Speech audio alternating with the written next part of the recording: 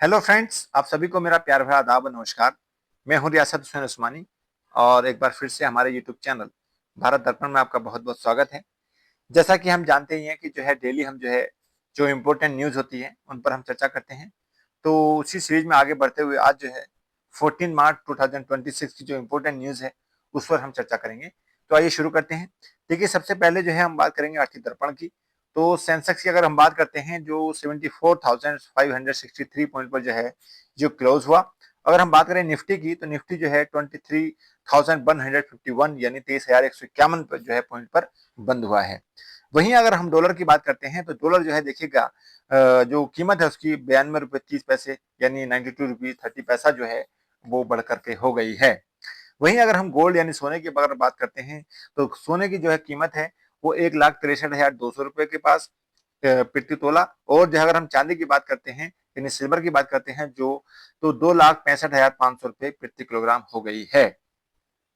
तो ये हमने देखा जो हमारी स्थिति बनी हुई है बाजार की लेकर के। इसके अतिरिक्त अगर हम देखते हैं यहाँ पर जो चीजें हैं उसको देख लेते हैं। अगर हम बात करें यहाँ पर फिच रेटिंग ने जो चालू वित्तीय वर्ष के लिए जो है यानी जो हमारा चालू वित्तीय वर्ष है उसके लिए जो है भारत की वृद्धि दर जो है अनुमान बढ़ाया है जो 7.5% अनुमानित है। देखिएगा, अगर हम बात करते हैं जैसे कि हमारे देश में दो चीजें नजर आती है हमारे पास में। एक तो होता है हमारा वित्तीय वर्ष होता है, वित्तीय वर्ष है ना, वित्तीय वर्ष होता है। तो वित्तीय वर्ष कब से शुरू होता है हमारे पास में? वित्तीय वर्ष शुरू होता है, कोई भी वित्तीय वर्ष होता है तो हमारे इंडिया के अंदर जो है 1 अप्रैल से लेकर के 31 मार्च तक जो है ये चलता है ना। तो इसको हम कहते हैं वित्तीय वर्ष। ये वित्तीय वर्ष होता है। वहीं अगर हम बात करते हैं कोई भी स्थिति जो है, जैसे मान के चलिए अगर हम वित्तीय वर्ष के अलावा जो है हम देखते हैं जो पिछला वर्ष हुआ है उसमें एक नॉर्मल वर्ष के रूप में जब देखते हैं तो वो 1 जनवरी से हम कहते हैं, है ना। तो नॉर्मल जो वर्ष होता है उसको हम जो कहते हैं 1 जनवरी से स्टार्ट होता है। और अगर हम वित्तीय वर्ष की बात करते हैं तो वो जो है 1 अप्रैल से शुरू होता है, ये हम देखते हैं। तो देखिएगा, अगर हम चालू वित्तीय वर्ष की बात करते हैं तो चालू वित्तीय वर्ष कौन सा चल रहा है देखिएगा, जैसे हमने बताया 1 अप्रैल से लेकर 31 मार्च तक चलता है। तो हम कह सकते हैं ये जो है चालू वित्तीय वर्ष की अगर हम बात करें तो 2025-2026 जो है ये करंट जो है वित्तीय वर्ष चल रहा है। यानी चालू वित्तीय वर्ष कौन सा है? 2025-26 और 31 मार्च तक ये रहेगा। तो इसमें जो है बताया गया है कि हमारी जो स्थिति रहेगी यानी भारत की वृद्धि दर जो है वो 7.5% जो है वो रहने का अनुमान है। जो पहले जो है इन्होंने बताया था कि 7.51% रहेगी, ऐसा जो है बताया गया था। अगर हम बात करें देखिएगा, जो क्रेडिट रेटिंग एजेंसी होती हैं यानी क्रेडिट रेटिंग एजेंसियां, तो ये कैसे होती है देखिएगा, ये क्या काम करती है? ये काम करती है आपकी जो बाजार में जोखिम होता है, रिस्क होता है उसको लेकर के, और बाजार में कितनी भी मतलब मान के चलिए जो हम देखते हैं कि उसमें ऋण यानी लोन वगैरह उसकी स्थिति को जो है ये किस प्रकार से जो है उसका मतलब अनुमान लगाती है और बाजार की स्थिति में क्या कंडीशन रहेगी उसका अनुमान लगाती हैं। अगर हम बात करते हैं तो अमेरिकन की जो अमेरिका अगर हम बात करते हैं अमेरिका की जो इम्पोर्टेंट सीआरए हैं तो उसमें कौन सी आती है? मूडीज आती है, वो हमने पहले बताया था आपको, है ना। स्टैंडर्ड्स एंड पुअर्स आती है, तो ये है आपकी, और एक आती है फिच, है ना। तो ये फिच है। तो हम कह सकते हैं ये मूडीज, स्टैंडर्ड्स एंड पुअर और फिच जो है ये किसकी क्रेडिट रेटिंग एजेंसियां हैं? ये अमेरिका की हैं। अगर हम बात करें इंडिया की, तो इंडिया की अगर हम बात करते हैं तो इंडिया में कौन कौन सी है इंपॉर्टेंट है? आपने नाम सुना होगा सिबिल, है ना, ये सिबिल है। इसके साथ ही साथ आपने नाम सुना होगा CRIL, है ना, ये होती हैं। इसके साथ ही साथ एक होती है आपकी केयर, है ना। तो ये इंडियन जो है क्रेडिट रेटिंग एजेंसियां हैं जो भारत में वही काम करती हैं जो इंटरनेशनल लेवल पर ये कंपनियां काम करती हैं, है ना। तो ये है।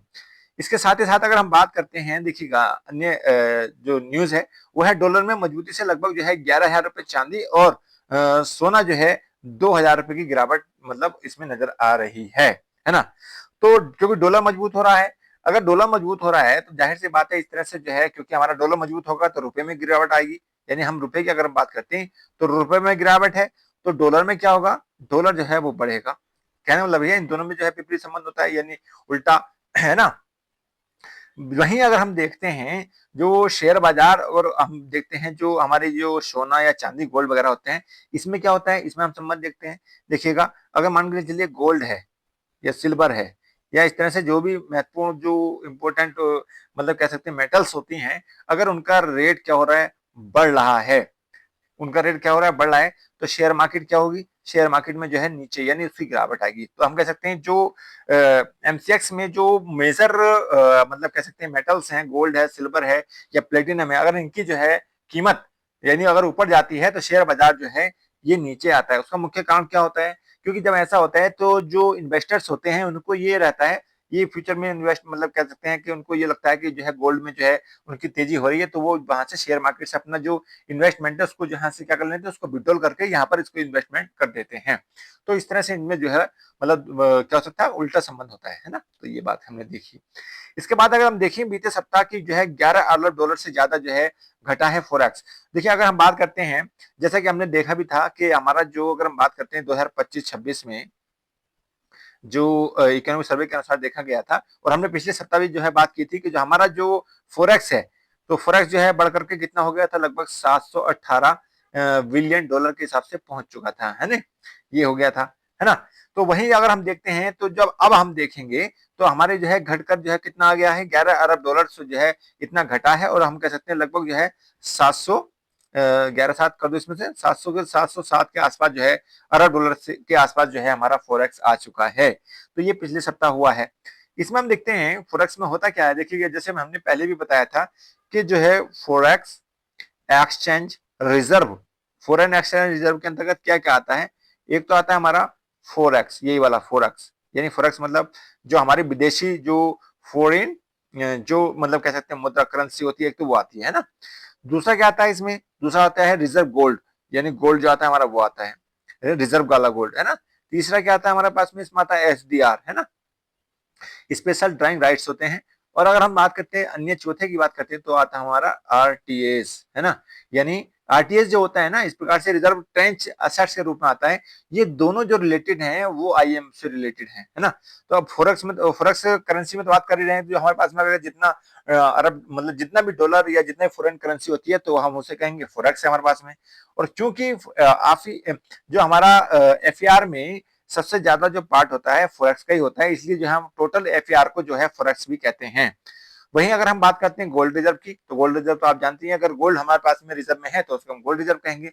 देखिए अगर हम एचडीआर की बात करते हैं तो एचडीआर जो कोई भी देश जो रखा, किसी भी देश के पास जो होता है एचडीआर, वो आईएमएफ के कोटे के अनुसार होता है, यानी आईएमएफ में आप कितना, आपके पास में कितना कोटा है, और वो कोटा जो है आपकी जो कंट्रीब्यूशन है उसके बेस पर होता है ना। अगर हम बात करें आरटीएस की, तो आरटीएस जो है एक प्रकार से सॉफ्ट करेंसी होती है, जिस तरह से एसडीआर भी होता है ना। तो ये भी जो है आईएमएफ से रिलेटेड होता है ना। तो ये होता है, तो ये हमने देखा। अच्छा, फरवरी में अगर हम बात करें, देखिए फरवरी में यात्रा वाहनों की थोक बिक्री जो है 10.6% बढ़ी है। जैसे कि हम जानते ही हैं कि जो है चाहे वो इलेक्ट्रिक वाहन हो तो उनकी जो लगातार बिक्री जो है वो बढ़ रही है। अब जब नॉर्मल स्टैंडर्ड जो है अगर हम बात करते हैं मतलब डिमांड अगर बढ़ रही है तो जाहिर सी बात है उनकी थोक बिक्री भी जो है यानी होलसेल में भी बिक्री बढ़ेगी बढ़ेगी, है ना। तो ये हम देखते हैं। अच्छा, नेक्स्ट देखते हैं पश्चिम एशिया महासंग्राम को लेकर के जो इंपॉर्टेंट न्यूज है उसमें देख लेते हैं कि जो है ईरान के सर्वोच्च नेता मुस्तफा खामेनी ने जो है देश के नाम पहले संबोधन किया, और पश्चिमी एशिया में जंग और इससे भीषण दिखाई दे रही है। तो ऐसा कहा जा रहा है कि जो है मुस्तफा खामेनी ने जो है बिल्कुल मतलब कड़े शब्दों में कहा है कि अगर हमारे देश में जितनी भी चीजें घट रही हैं उसका हम जो है पूरी तरीके से उसका जो है क्या करेंगे, बदला लेंगे। ऐसा ईरान के जो मुस्तफा खामेनी हैं उन्होंने अभी ऐसा मतलब अपने संबोधन में कहा है। वहीं अगर हम बात करते हैं अमेरिकी और इजराइल के खिलाफ जो है ईरान पूरी ताकत के साथ मैदान में डटा हुआ है, और जंग के बीच जो है एक अमेरिकी प्लेन क्रैश भी हुआ है। वहीं इसराइल और तेहरान दोनों में जो है भयंकर तबाही मची हुई है उसको लेकर के, है ना। तो ये हमने देखा। और अगर हम बात करते हैं अमेरिका की, तो अमेरिका ने जो है G27 के देशों के साथ जो है बातचीत करते हुए दावा किया है कि ईरान बहुत जल्दी सरेंडर कर देगा, ऐसा माना जा रहा है। लेकिन जो है मुस्तफा खामने जो है अपने पूरे मजबूत इरादे के साथ डटे हुए हैं, है ना। तो तेहरान की अगर हम बात करते हैं, तेहरान में जो है ईरान की जनता ने जो है जो मुस्तफा खामनी है उनका पूरी तरीके से जो है समर्थन किया है कि आप जो है मैदान में रहिए, हम आपके साथ में हैं, है ना। तो ये बात है। तो एक बार मैं फिर से आपको दिखा दूं कि शायद देखिए जैसे कि हम देखते हैं ये वो हमारा कैस्पियन सागर, और इस तरह से जो है ये बन जाता है ना ईरान, और ये बन जाता है आपका अफगानिस्तान, ये बन जाता है पाकिस्तान, और ये बन जाता है इंडिया, इस तरह बन जाता है। और ये इराक वाली आ जाती है पार्ट, ऐसा करके ये इराक बन जाता है, और ये सऊदी अरब वाला पार्ट है, और ये है आपकी हरमुज जल संधि, जिसको जो है बंद कर रखा है ईरान ने, है ना? और ये है पारस की खाड़ी और ये है अदन की खाड़ी, है ना? इस तरह से ये देश बन जाते हैं। अच्छा, नेक्स्ट देखते हैं।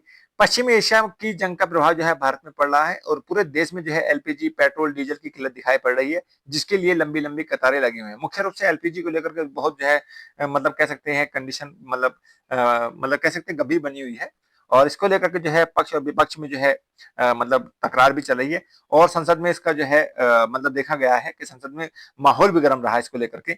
एक तरफ जो है विपक्ष सरकार पर सवालों की बौछार कर रही है, तो दूसरी तरफ जो है मोदी सरकार इस मंजर को अफवाह बता रही है ना? वो बता रही है कि कांग्रेस जो है और विपक्ष जो है इसके साथ में अन्य जितने विपक्षी दल हैं, वो जो है अफवाह फैला रहे हैं, जबकि ऐसा नहीं है, ये सरकार का मानना है ना? और इसी बीच जो है अखिलेश यादव जी ने जो बात कही उसको देखिएगा। अखिलेश ने कहा है कि कोरोना में O2 की कमी को जोड़ते हुए कहा है कि वैसी स्थिति बनी हुई है। जैसा कि कोरोना में कहा जा रहा था कि कोई ऐसी स्थिति नहीं है, कोई ऐसी स्थिति नहीं है और उसमें हमने देखा कि कोरोना में कितने लोगों की जो है मृत्यु हुई। तो उसको लेकर के अखिलेश जी कह रहे हैं कि ऐसी स्थिति बनी हुई है एलपीजी को लेकर के। सरकार इस पर जो है मतलब अफवाह बताई है, लेकिन ये वास्तव में स्थिति वैसी ही है ना? जैसा उस समय थी और उस पर जो है सरकार मानने को तैयार नहीं थी, जिसका परिणाम हमने देखा, है ना? तो इस तरह से देखा।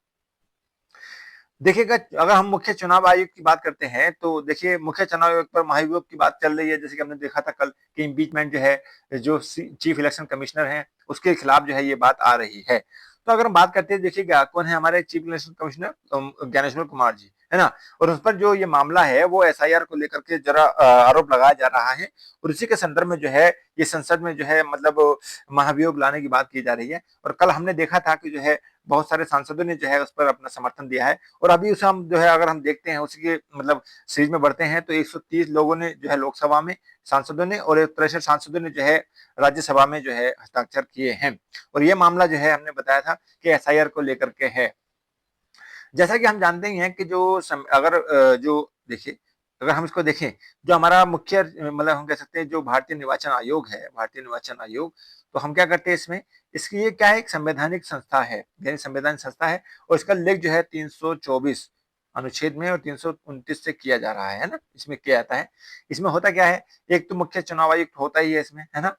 होता है कि इसमें जो मुख्य चुनाव आयुक्त होता है और अन्य जो होते हैं हमारे पास में जो इसके साथ ही साथ जो है चुनाव आयुक्त भी होते हैं और इनकी जो नियुक्ति की जाती है ना, वो की जाती है राष्ट्रपति द्वारा, वो हमने कल बताया भी था और इसमें जो है राष्ट्रपति की नियुक्ति मतलब जो चीफ इलेक्शन की कमीशन की जो नियुक्ति की जाती है वो राष्ट्रपति द्वारा की जाती है और इसकी जो जब नियुक्ति की जाती है तो एक सलाह सलाह पर कमेटी की सलाह होती है और उस कमेटी में जो है प्रधानमंत्री जो है क्या होते हैं, वो उसके अध्यक्ष होते हैं। तो हम कह सकते हैं कि चयन समिति बनाई जाती है, उस चयन समिति के जो अध्यक्ष होते हैं वो होते हैं प्राइम मिनिस्टर और उसी के आधार पर जो है जो राष्ट्रपति होते हैं उनको जो है 65 वर्ष की आयु तक, यानी हम कह सकते हैं देखिएगा जो एज होती है या तो वो एज 65 वर्ष की आयु तक रखेंगे या 5 वर्ष जो पहले हो जाए उसके लिए जो है उस पर हम कह सकते सॉरी 5 नहीं 6 वर्ष, तो उसके लिए जो हो जाए मतलब जो पहले हो जाती है उस तक जो है वो अपने पद पर बने रहते हैं, है ना?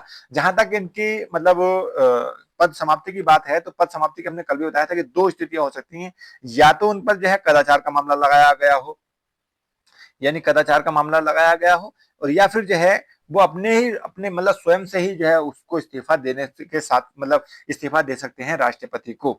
तो ये होता है स्वयं स्वयं दे सकते हैं या फिर उन पर जो है कदाचार का मामला लगाया जाता हो, तब जो है उस पर जो है इम्पीचमेंट लाया जाता है और इम्पीचमेंट मैंने बताया था आपको जो है इम्पीचमेंट जो लाया जाता है वो संसद में लाया जाता है और संसद में जो है लोकसभा में भी 2/3 और राज्यसभा में भी जो है 2/3 जो है सदस्य उस पर हस्ताक्षर करने अनिवार्य होते हैं। यानी कह सकते हैं बहुमत से अगर वो बात मतलब एक विशेष बहुमत हो जाता है ये, तो विशेष बहुमत से अगर पास हो जाता है तभी जो है वो उसको हटाया जा सकता है, अन्यथा नहीं हटाया जा सकता, है ना?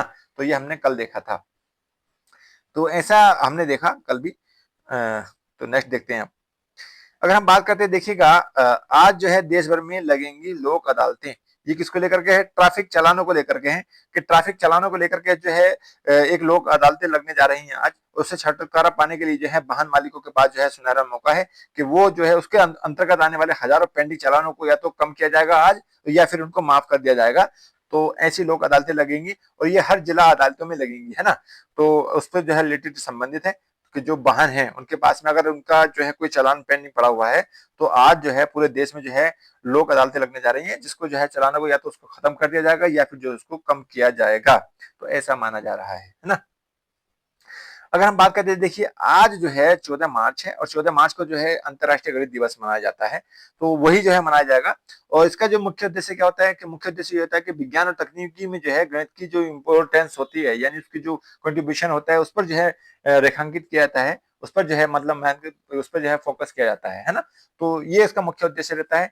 और इसका जो हम बात करते हैं अंतर्राष्ट्रीय गणित दिवस की, तो ये जो है प्रति वर्ष जो है 14 मार्च को मनाया जाता है और इसको जो है पाई डे के रूप में मनाए जाते हैं। पाई डे मतलब जो पाई का मान होता है 3.14, तो उसको जो है एक प्रकार से कह सकते हैं वैश्विक रूप में जो मान्यता प्राप्त हुई है, उसी को लेकर के जो है 14 मार्च को ये मनाया जाता है। अगर हम बात करते हैं पाई डे, यानी जो पाई होता है, पाई का मान जो होता है 3.1, तो ये किसने दिया था? आर्यभट्ट ने दिया था। हमारा ऐसा माना जाता है कि आर्यभट्ट ने जो है इसको सर्वप्रथम जो है मतलब सिद्ध किया कि इस तरह से जो ये पाई का मान होता है और इसीलिए जो है पाई की जो हम बात करते हैं आविष्कारक के रूप में आर्यभट्ट को करते हैं। वहीं अगर हम बात करते हैं, देखिए ये तो अंतर्राष्ट्रीय गणित दिवस है, तो अगर हम बात करते हैं राष्ट्रीय गणित दिवस की, तो राष्ट्रीय गणित दिवस जो है वो 22 दिसंबर को मनाया जाता है प्रतिवर्ष। और ये किनके उपलक्ष्य में मनाया जाता है? ये मनाया जाता है श्रीनिवास रामानुजन की जो जन्मदिन होता है, बर्थडे होता है, उनके जो है 22 दिसंबर को मनाया जाता है। इसका मुख्य फोकस वही रहता है कि जो राष्ट्रीय स्तर पर जो गणित के क्षेत्र में कार्य करने वाले लोग हैं उनको बढ़ावा दिया जाए और गणित को जो है एक प्रकार से जो है किस प्रकार से उसको व्यवहारिक रूप से बनाया जाए, ऐसा जो है फोकस करते हुए प्रतिवर्ष मनाया जाता है 22 दिसंबर को राष्ट्रीय गणित दिवस। तो ये हमने जो है आज की इंपॉर्टेंट न्यूज देखी। तो आज के लिए मैं बस यहीं पर विराम करूंगा। तो जाने से पहले मैं आशा करता हूँ कि आप जो है ये जो हमारी वीडियो है इसको शेयर भी करते रहेंगे ताकि जो है अन्य लोगों को भी इसका फायदा हो सके। तो आज के लिए बस इतना ही। तो जाने से पहले आप हमारी रिक्वेस्ट रहेगी कि आप हमारे जो है यूट्यूब चैनल भारत दर्पण को जो है सब्सक्राइब कर लें और साथ ही साथ जो है जो नोटिफिकेशन के लिए आप अपनी जो है घंटी होती है उसको भी दबा दें। तो आज के लिए बस इतना ही। जय हिंद, जय भारत, धन्यवाद।